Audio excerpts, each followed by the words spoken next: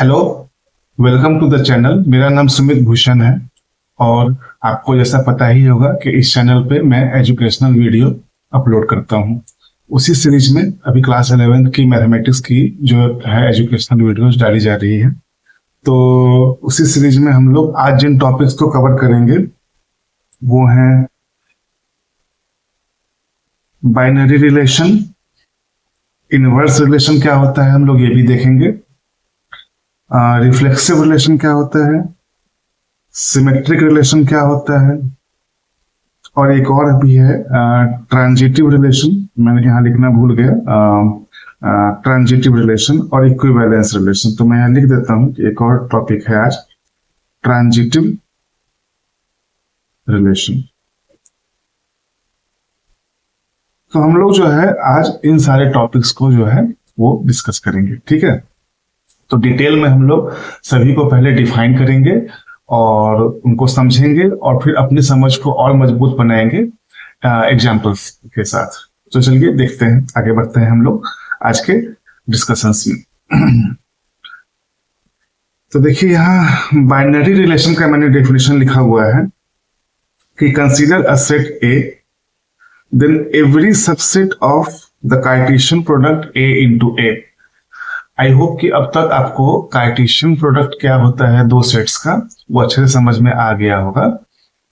अगर यदि आप नहीं जानते हैं तो आप पीछे इसी चैनल पे जो है आप वीडियो देख सकते हैं। मैंने अपलोड किया हुआ है और डिटेल में समझाया हुआ है।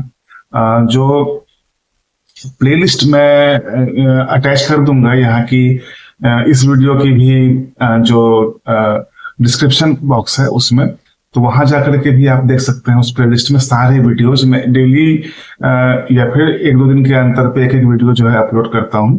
तो वहां जाके आप देख सकते हैं कि मैंने Cartesian product of two sets को अच्छे से डिस्क्राइब किया हुआ है, तो आप वहां देखिए। तो एनीवे यहाँ आगे बढ़ते हुए, every subset of the Cartesian product A into A is called a binary relation on A. मतलब अगर कोई सेट ए है तो उसका हम पहले कार्टेशियन प्रोडक्ट उसके खुद के साथ पता करेंगे और उसका जितना भी सबसेट होगा वो सारे के सारे जो हैं वो बाइनरी रिलेशन कहलाएंगे ऑन ए। तो जैसे कि एक सेट है ए जिसके एलिमेंट्स हैं 1 2 3 और दूसरा ये आर दिया हुआ है। तो ये एक रिलेशन है, ठीक है, आर। तो हमें ये शो करना है कि R is a binary relation on A, और उसके बाद हमें डोमेन और रेंज ये सभी फाइंड आउट करनी है R के लिए। अगेन डोमेन रेंज मैंने पिछली किसी वीडियो में डिस्क्राइब किया हुआ है, तो वहां जाके आप देख सकते हैं। तो चलिए यहाँ हमने क्या सीखा है कि बाइनरी रिलेशन फाइंड आउट करने के लिए पहले A into A find out करते हैं। तो A क्या है, हमें A यहाँ पे दे रखा है, सेट है 1 2 3, ठीक है, यही है ना, हाँ 1 2 3। तो A इंटू ए क्या होगा, A इंटू ए सारे के सारे जो ऑर्डर्ड पेयर्स होंगे उनका एक सेट होगा, ठीक है। तो ऑर्डर पेयर 1 1 हो सकता है।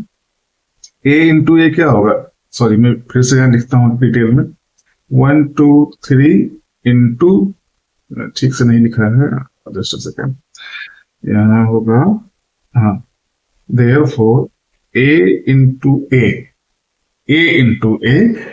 इक्वल टू 1 2 3 इंटू 1 2 3, ठीक है। तो ये इक्वल टू क्या हो जाएगा, 1 1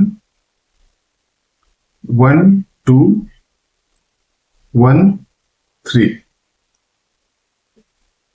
2 1 2 2 और 2 3, फिर 3 1 3 2 और 3 3। तो ये जो हमारा हो गया एक कार्टेशियन प्रोडक्ट हो गया A इंटू ए का, ठीक है। अब है कि R हमें दिया हुआ है जिसमें ये सारे एलिमेंट्स हैं। तो 1 2, तो R को हमें प्रूव करना है कि ये जो है एक बाइनरी रिलेशन ऑन ए है। इसकी डेफिनेशन क्या है? वो तभी होगा बाइनरी रिलेशन आर जो है जब वो ए इंटू ए का सबसेट होगा, ठीक है ना।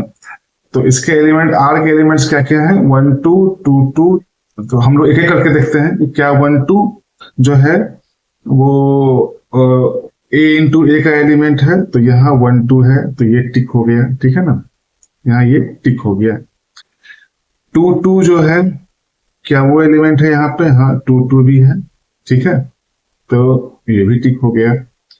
3 1 जो है आर का एलिमेंट, वो देखते हैं 3 1 भी है यहाँ पे। और लास्ट में बचता है हमारा 3 2। तो यहाँ देखते हैं क्या 3 2 है? हाँ 3 2 भी है। तो इस तरह से हमने क्या देखा कि आर के जितने भी एलिमेंट्स हैं वो सारे के सारे ए इंटू ए के भी एलिमेंट्स है। इसका मतलब क्या है? R is a subset of A into ए।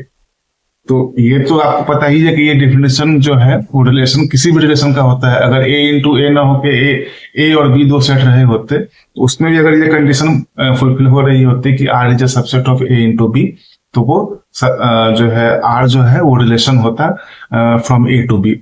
यहाँ पे चूंकि दोनों सेट्स ए ही है, कार्टेशियन प्रोडक्ट खुद के साथ ही है ए का, तो इसलिए ये एक स्पेशल केस बनता है जिसको हम कहते हैं बाइनरी रिलेशन ऑन ए, ठीक है।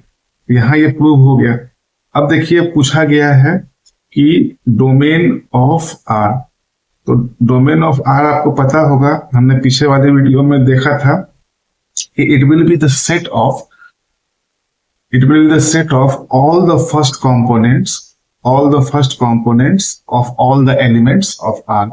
तो जो एलिमेंट्स क्या क्या है? 4 एलिमेंट हैं आर में, 1 2 2 2 3 1 और 3 2। ये 4 एलिमेंट हैं। इन चारों के हम पहले जो फर्स्ट कंपोनेंट है वो लिख लेंगे और उनका एक सेट बना लेंगे, वो डोमेन हो जाएगा। तो पहले कंपोनेंट क्या क्या है? 1 2 3, और ये 3 तो रिपीट ही हो रहा है, तो 1 2 3। तो डोमेन ऑफ आर क्या होगा? 1 2 3। और हमें पूछा गया है कि रेंज ऑफ आर क्या होगा? तो रेंज जो होता है आर के जितने भी एलिमेंट्स हैं उनके सेकेंड कंपोनेंट का सेट। सेकेंड कंपोनेंट क्या क्या है? ये 2 है, ये भी 2 है, तो एक ही बार रहेगा क्योंकि रिपीट हो रहा है। तो 2 1 और 2 यहां फिर से रिपीट हो रहा है, तो 2 1। तो रेंज आर क्या होगा? 2 1। तो इस तरह से हमने ये वाला डोमेन और रेंज भी फाइंड आउट कर लिया और ये भी प्रूफ कर दिया कि आर जो है वो एक बाइनरी रिलेशन है, ठीक है ना। आर जो है वो एक बाइनरी रिलेशन ऑन ए है, ठीक। ये हमने फाइंड आउट कर लिया। तो इस तरह से ये एग्जांपल हमने देखा। चलिए एक और एग्जांपल देखते हैं इसी कंसेप्ट आगे समझने के लिए। यहां हमें एक आर सेट दिया गया है जिसको ऐसे डिफाइन किया गया है कि R is the set of all ordered pairs a b such that a and b are they are natural numbers, मतलब they belong to a set of natural numbers। यहाँ कैपिटल N जो है it is a set of natural numbers and 2a plus b is equal to 10, ठीक है। ये है। अब हमें शो करना है, प्रूफ करना है कि R है वो बाइनरी रिलेशन ऑन A है, सॉरी ऑन N है, ठीक है। तो N का क्या है? Set of all natural numbers. Natural numbers क्या होते हैं? 1 2 3 4 5 6 7 8 9 10 इन्फिनिटी तक। पॉजिटिव में जो भी इंटीजर है वो सारे के सारे जो है वो नेचुरल नंबर्स हैं। तो n इंटू एन लिखने की जरूरत नहीं है ना। तो जितने भी इंटीजर्स का, पॉजिटिव इंटीजर्स का जो ऑर्डर्ड पेयर बनेगा वो सारे के सारे जो है वो n इंटू एन के एलिमेंट होंगे। अब है यहाँ हमें देखना है कि लेकिन इस फॉर्मूला को भी फॉलो करना चाहिए जो R के एलिमेंट्स होंगे। तो हम R के एलिमेंट्स पहले फाइंड आउट करते हैं, ठीक है। तो देखिए यहाँ क्या है, यहाँ लिखा है 2a plus b equal to 10, यही है ना। एक सेकेंड, हाँ ठीक से लिख लूं। 2a plus b equal to 10, therefore b equal to 10 minus 2a, ठीक। अब हम सारे एलिमेंट्स फाइंड आउट करते हैं। चलिए हम a की वैल्यू पहले 1 लेते हैं, जो कि ऑफ कोर्स एक नेचुरल नंबर है। ए और स्मॉल बी दोनों नेचुरल नंबर पहली बात होने चाहिए। तो ए का वैल्यू हम 1 लेट के देखते हैं, ठीक है। और दैट इंप्लाइज बी कितना होगा, 10 माइनस 2 इंटू 1, ठीक है। तो 10 माइनस 2 इक्वल टू 8। तो ये भी जो 8 भी जो है वो भी तो नेचुरल नंबर है, ठीक है। तो इस तरह से जो एक हमारा एलिमेंट होगा आर का वो 1 8 होगा, ठीक है। अब ए की वैल्यू 2 लेके देखते हैं, ए इक्वल टू 2। तो बी क्या होगा, 10 माइनस 2 इंटू 2।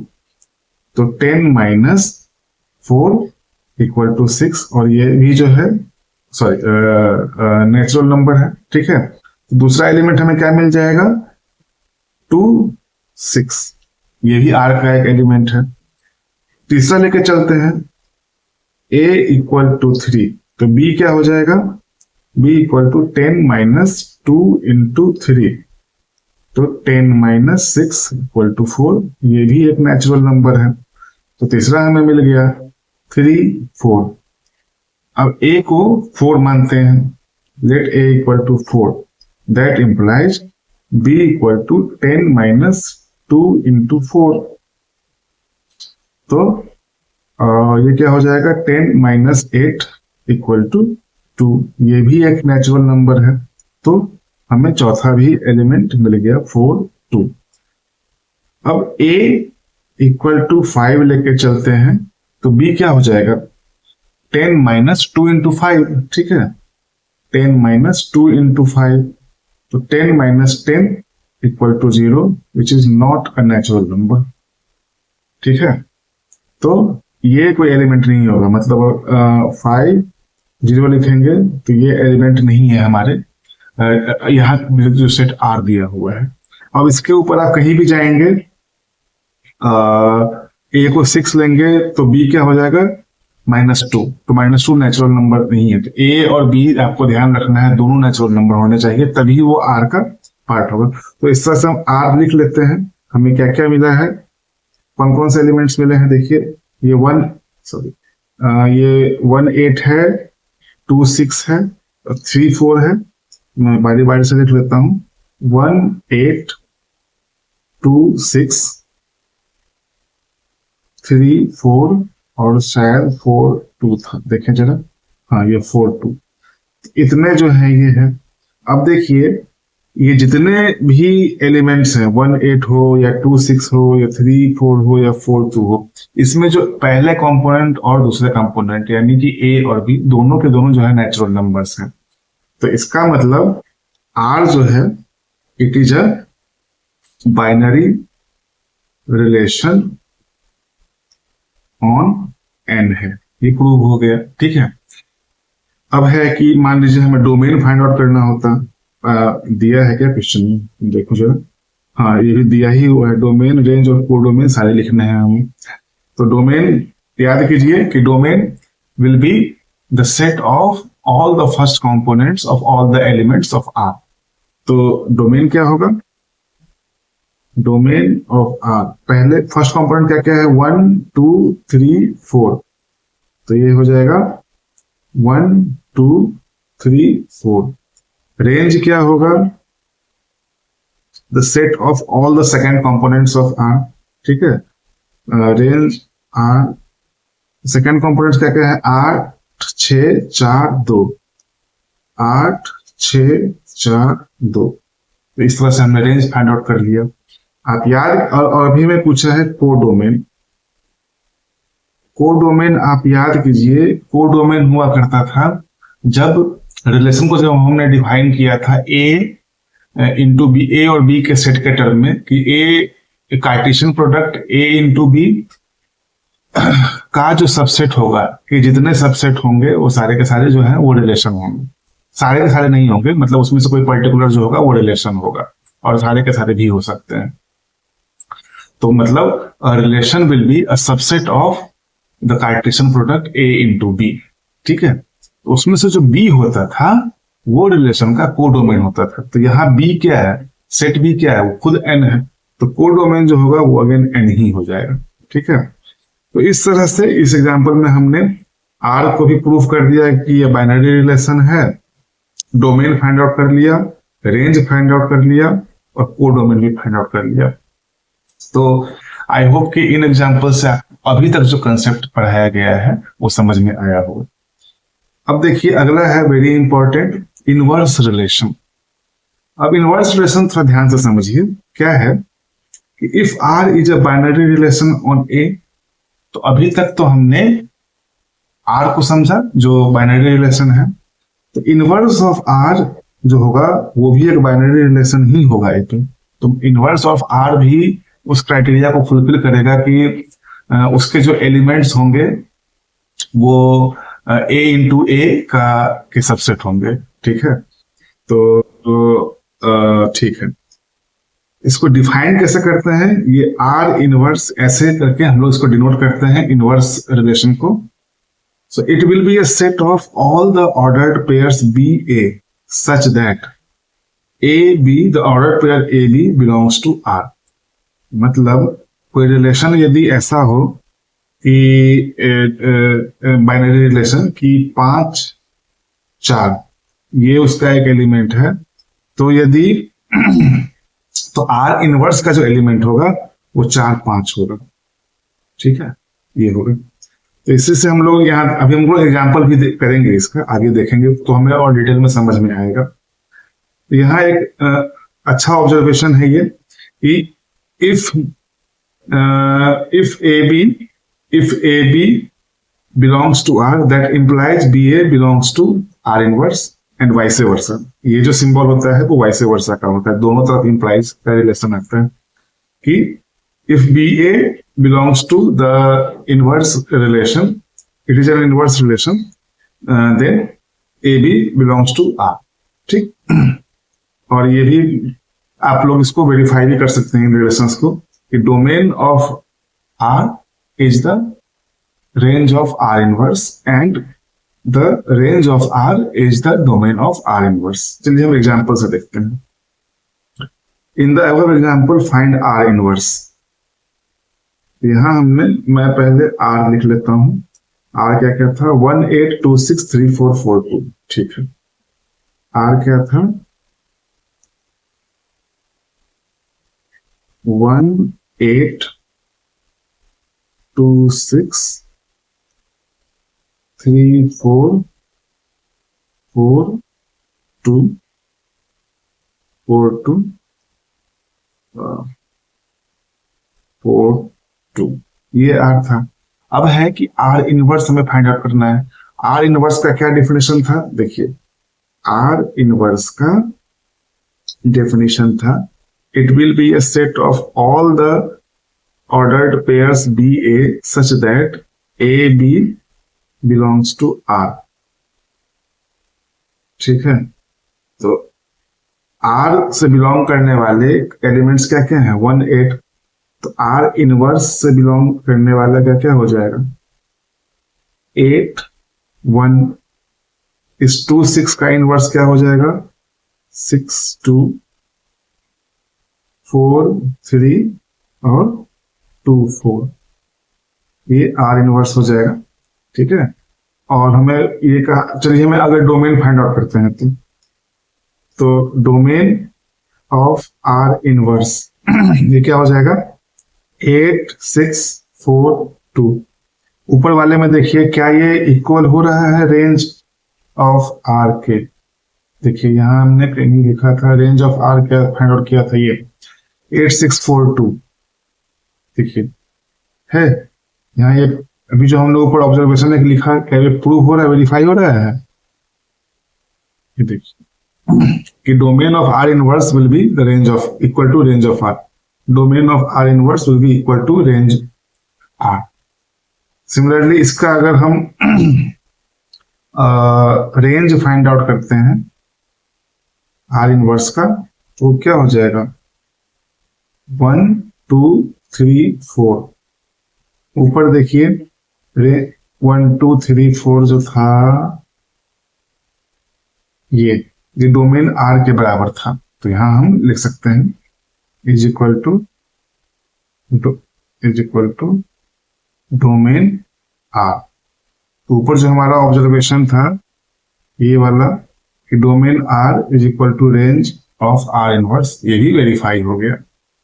तो आई होप कि अभी आपको ये कंसेप्ट जो है इनवर्स रिलेशन का अच्छे से समझ में आ गया होगा।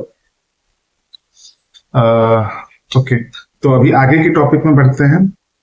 रिफ्लेक्सिव छोटे छोटे टॉपिक हैं लेकिन इंपॉर्टेंट है और समझना पड़ेगा, बहुत इजी है समझने में। मैं ट्राई करता हूं इसको आसान भाषा में एक्सप्लेन करने का।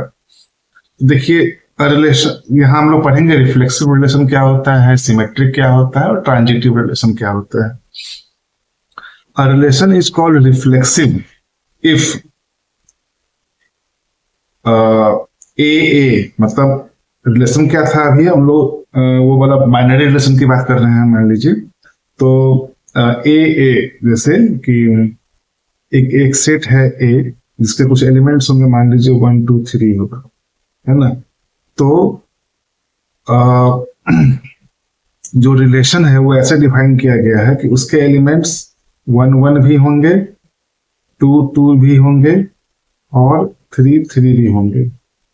अगर ये रिलेशन है और भी एलिमेंट्स हो सकते हैं, ठीक है। तो A belongs to R for all A belonging to A, ठीक है ना। अगर ये सेटिस्फाई हो रहा है इस तरह की बात, तो फिर उस रिलेशन को हम लोग रिफ्लेक्सिव रिलेशन कहते हैं, ठीक है। इस ध्यान रखिए इस रिलेशन में और भी एलिमेंट्स हो सकते हैं, लेकिन अगर ये तीनों भी हैं उसमें वो रिफ्लेक्सिव रिलेशन होगा। इसका एक एग्जांपल भी देख सकते हैं कि सपोज कीजिए एक सेट दिया गया है A which is a set of all rational numbers, मतलब पी बाई क्यू जो रेशनल नंबर्स हैं वो है, ठीक है। नाउ एक रिलेशन है a set of all the ordered pairs AB such that A and B both are rational numbers and A minus B belongs to a set of integers, ठीक है। तो चलिए ये देखते हैं कि क्या ये रिफ्लेक्सिव है। तो रिफ्लेक्सिव होने के लिए क्या है कि B को भी हमको A के बराबर होना पड़ेगा। रिफ्लेक्सिव का मतलब क्या है कि अगर A जो है वो Z का अगर पार्ट होगा तो वो रिफ्लेक्सिव हो जाएगा। तो ए कोई भी लेंगे और उसको ए से सब्ट्रैक्ट करेंगे तो हमें 0 मिलेगा, and 0 of course is an integer, ठीक है। तो ये जो है रिफ्लेक्सिव हो गया। कुछ भी लेंगे हम, कोई भी रेशनल नंबर लेंगे, उसको अगर खुद से सब्ट्रैक्ट कर देंगे तो वो 0 के बराबर होगा, और 0 जो है वो एक इंटीजर है। तो ये वाला क्राइटेरिया हमारा फुलफिल हो गया, इसलिए ये सेट जो है ये रिलेशन जो है वो रिफ्लेक्सिव रिलेशन है, ठीक है। अब देखिए सिमेट्रिक क्या होगा। सिमेट्रिक तब होगा कोई रिलेशन जब A B belonging to R, मतलब the ordered pair A B belonging to the relation R. Relation यहां में लिख देता हूं, relation R is called symmetric. इस आर को आप ऐसे कंफ्यूज मत कीजिए कि सेट ऑफ रियल नंबर्स में नहीं बोल रहा हूं, ये रिलेशन है आर, ठीक है ना, कोई भी जनरल।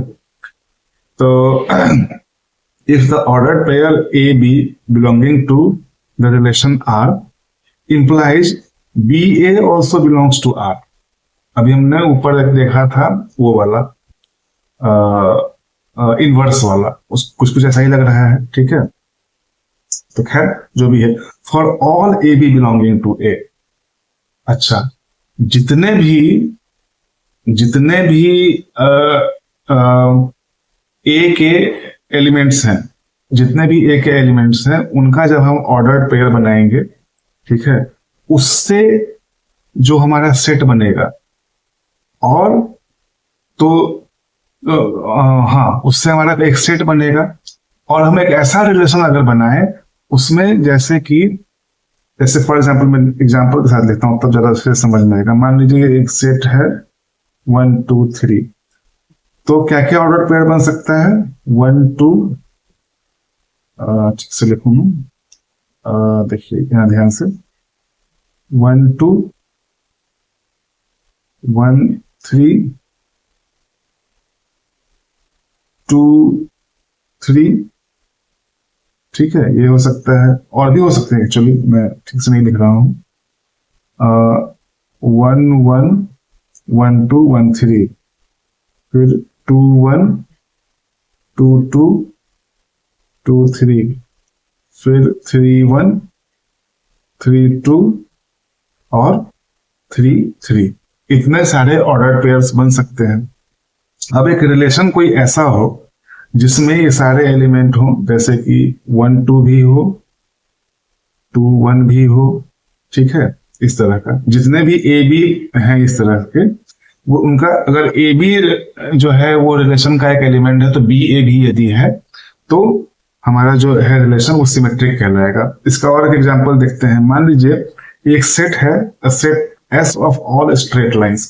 मान लीजिए infinite number of straight lines हैं, ठीक है। अब उसमें एक रिलेशन हो कि एक स्ट्रेट लाइन है जो दूसरे स्ट्रेट लाइन से पैरेलल होगा, तो यहां मैंने संयोग से पैरेलल लाइन से ड्रॉ किया है। मान लीजिए ए है, बी है, सी है, डी है, ई है, इतने लाइन्स है। तो अब देखिए कि अगर आप जानते हैं मैथमेटिक्स, जो आपने अर्लियर क्लासेस में पढ़ा होगा, ज्योमेट्री वगैरह, उसमें आपने देखा होगा if A is parallel to B that implies B is also parallel to A. ठीक, सिंपल सी बात हो गई। तो यही तो रिलेशन कह रहा है हमारा सिमेट्री वाला, कि ए बी भी उसका पार्ट हो रिलेशन का और बी ए भी। तो यहाँ ए हो गया लाइन ए, बी हो गया लाइन बी, और रिलेशन क्या हो गया पैरेलल टू, ये जो चीज हो गया है आर हो गया। तो अगर एक लाइन दूसरे लाइन के पैरेलल है तो दूसरी लाइन भी पहले लाइन के पैरेलल ही होगी, तो वही चीज है यहाँ पे। तो इस तरह के रिलेशन को हम लोग सिमेट्रिक बोलते हैं। और एक तीसरा टाइप होता है, अभी हमने रिफ्लेक्सिव पढ़ा, सिमेट्रिक पढ़ा, एक है ट्रांजिटिव। उसमें क्या होगा कि if a b belongs to R and b c belongs to R that implies a c also belongs to R. इसको ऐसे समझिए, अगर मैं स्ट्रेट लाइंस का यहां मैंने लिखा भी है कि सी द अबव एग्जांपल। अब इसमें देखिए 4-5 में पैरेलल लाइंस लिखता हूं, A B C D E F, मैंने सबको नाम दे देता हूं A B C D E F. Relationship का भी वही नाम है कि इज पैरेलल टू। तो देखिए यहां पे क्या है, ए इज पैरेलल टू बी और बी इज पैरेलल टू सी। तो आपको पता है, अगेन ज्योमेट्री से आपको पता है पिछले क्लासेस से, कि if A is parallel to B and B is parallel to C, that implies A is parallel to C. ठीक है, तो यही रिलेशन तो कह रहा है यहाँ पे, if AB belongs to R and BC belongs to R, that implies AC also belongs to R. तो R यहाँ पे क्या है, जो रिलेशन है is parallel to, ठीक है। तो यहाँ पे ये भी बात प्रूव हो गई। अब तीसरा एक आता है इक्विवेलेंस रिलेशन। इक्विवेलेंस रिलेशन में क्या है कि अगर कोई रिलेशन रिफ्लेक्सिव भी, जो हमने ऊपर पढ़ा है, ये तीनों क्राइटेरिया को फुलफिल करता हो, ये रिलेशन रिफ्लेक्सिव भी है ना, यानी कि ए जो है वो पार्ट होना चाहिए इसका, सिमेट्रिक भी है, यानी कि यदि ए बी है तो बी ए भी होना चाहिए, बी ए भी होना चाहिए, और ट्रांजिटिव भी हो, तीनों फुलफिल करता हो। यानी कि अगर ए बी है और बी और बी सी भी है, दैट इंप्लाइज ए सी भी उसका पार्ट होगा, ठीक है। अगर ये तीनों प्रॉपर्टीज को फॉलो करेगा तो उसको हम उस तरह के रिलेशन को इक्विवेलेंस रिलेशन कहते हैं। अगेन सेम एग्जांपल को देख सकते हैं पैरेलल टू वाले को, उसमें हमने दो केस तो देख ही लिए हैं कि वो सिमेट्रिक भी है रिलेशन ये, और ट्रांजिटिव भी है। अब जो एक बचा हुआ था कि ये जो था रिफ्लेक्सिव वाला, हाँ, तो रिफ्लेक्सिव वाला का मतलब क्या, अगर कोई लाइन पैरेलल, अगर कोई लाइन है ए, तो वो खुद के साथ तो पैरेलल ही होगा ना, A is always parallel to itself, ठीक है। तो यही रिलेशन है, तो इसलिए ये रिलेशन जो है ऊपर दिया हुआ कि is parallel to on a set of straight lines, तो दैट इज ऑल्सो रिफ्लेक्सिव। तो इसलिए ये जो रिलेशन है कि इज पैरेलल टू वाला जो रिलेशन है हमारा on S, where S is a set of all the straight lines, तो ये जो है हमारा इक्विवेलेंस रिलेशन है। क्योंकि ये क्या है, it is reflexive as well as symmetric as well as transitive, since it is fulfilling all the three criteria, hence it is an equivalence relation. ठीक है, तो इस तरह से आज हमने इन सारे टॉपिक्स को ध्यान से पढ़ा, समझा, एग्जाम्पल्स के साथ समझा। तो आई होप कि आपको ये चीजें अच्छे से समझ में आई होगी। तो देखिए समरी में लिख देता हूं कि हमने आज क्या क्या डिस्कस किया है। हमने डिस्कस किया है कि बाइनरी रिलेशन क्या होता है, इनवर्स रिलेशन क्या होता है ना, रिफ्लेक्सिव रिलेशन क्या होता है, सिमेट्रिक रिलेशन क्या होता है, ट्रांजिटिव रिलेशन क्या होता है, और इक्विवेलेंस रिलेशन क्या होता है। इतनी चीजें जो है हमने जो है आज पढ़ी है। ढेर सारा हमने एग्जाम्पल भी देखा जिसके माध्यम से हमने समझने की कोशिश की कि ये सारे रिलेशंस कैसे होते हैं। एक दो प्रॉब्लम्स भी हमने सॉल्व किए, जिससे आई होप कि आपका कंसेप्ट जो है और ज्यादा अच्छा हुआ होगा। तो यदि आपको समझाने का तरीका अच्छा लग रहा है, यहाँ वीडियोस देख करके आपका जो कंसेप्ट है और अधिक क्लियर हो रहा है, तो प्लीज इस वीडियो को लाइक कीजिए, शेयर कीजिए। आपके कुछ डाउट्स हो तो कमेंट जरूर करें, डाउट्स नहीं हो तो भी कमेंट करें, है ना, अपने सुझाव दें। और चैनल को प्लीज आप लोग सब्सक्राइब कर दीजिए। अच्छे से पढ़ाई कीजिए, अच्छे से सब कुछ सीखिए, अपने एग्जाम्स में अच्छा कीजिए, अपने